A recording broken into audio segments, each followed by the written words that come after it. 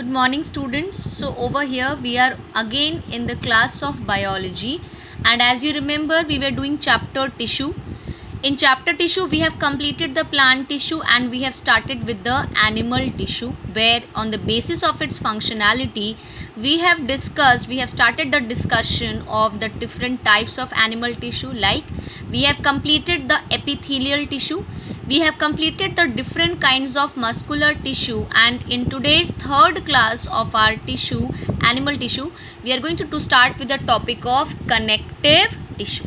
Now as the name is suggesting, connective अगर word इसमें tissue के आगे यूज़ कर रहे हैं, that means specifically इसका जो function होगा will be to connect all the organs of the body part. जितने भी बॉडी के जितने भी ऑर्गन्स हैं उनको कनेक्ट करके उनके बीच में कोऑपरेशन और कोऑर्डिनेशन में जो काम करवाने के लिए, कंट्रोल करने में हेल्प कर रहा है, that will be the connective tissue. This connective tissue is most abundant and widespread. बहुत ज़्यादा अमाउंट में पाया जाता है, widespread है, पूरी बॉडी में है, and have very different varieties because it is able to do variety of function. अगर स्ट्रक्चरली देखा जाए तो इस कनेक्टिव टिश्यू में हमें बहुत वेरियस टाइप्स मिलेंगे, और स्ट्रक्चरल डिफरेंस होने की वजह से there are various functions that it is able to do. So let us see what are the different kinds of connective tissue.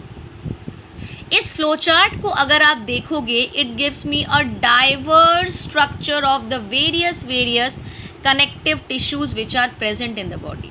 Because in class 9th our syllabus is limited, so only certain connective tissues we are going to complete over here. सबसे पहले आपका जानना ज़रूरी है कि जब भी हम किसी कनेक्टिव टिश्यू की बात करते हैं, then the structure of the connective tissue is having 3 classes of components. कौन कौन से components होते हैं? एक तो होता है the cell that will be comprising of the tissue, और उस सेल के बाद होता है वो सेल कैसे एक्स्ट्रा सेलुलर मैट्रिक्स में पाया जा रहा है. मैट्रिक्स का मतलब यहाँ पे है कि कुछ फाइबर्स होंगे और फाइबर्स के अंदर कोई ग्राउंड सब्सटेंस होगा जो कि लिक्विड हो सकता है, फ्लूइड हो सकता है या सॉलिड हो सकता है. ये जो एक्स्ट्रा सेलुलर चीज़ होगी, कंपोनेंट होगी, इसे क्या बोला जा रहा है? मैट्रिक्स बोला जा रहा है. तो connective tissue basically will have 2 main components. Out of that, the first one, the matrix, is subdivided into fibers and ground substance.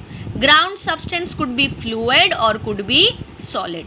अगर वो fluid है तो आपका connective tissue का जो type होता है that is known to be fluid connective tissue, जैसे कि हम lymph की बात करेंगे. अगर ये मैट्रिक्स, ये ग्राउंड सब्सटेंस सॉलिडिफाइड फॉर्म में है, हार्ड स्ट्रक्चर के फॉर्म में है, तो जो आपका टिश्यू का टाइप होगा that will be having a solid connective tissue. Fibres के जो वेरियस वैरायटीज़ हैं और ग्राउंड सब्सटेंस के जो वेरियस वैरायटीज़ हैं are not there in your syllabus right now.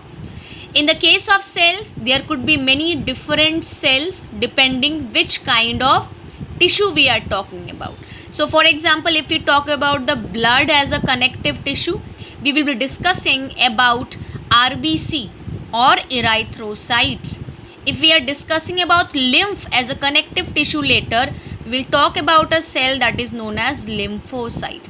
तो इस तरीके से differentiate करते हुए we are having this flow chart. For example, जो पहले हमने differentiate किया, अपने पूरे कनेक्टिव टिश्यू को उनके फंक्शन के हिसाब से डिस्कस करा. स्पेशलाइज्ड कनेक्टिव टिश्यू उसको नाम दिया.